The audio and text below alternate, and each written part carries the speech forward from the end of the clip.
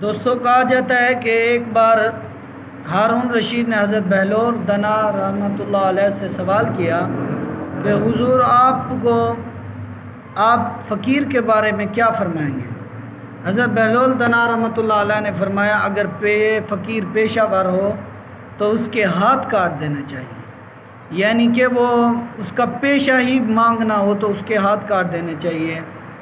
अगर फ़कीर किसी वजह से मांग रहा है, यानी कि हुक्मरान जो है वो अपना इंसाफ नहीं कर रहा, वो रियाया का ख्याल नहीं कर रहा, इस वजह से वो मांग रहा है, तो उस हज़रत बहलोल दना ने फरमाया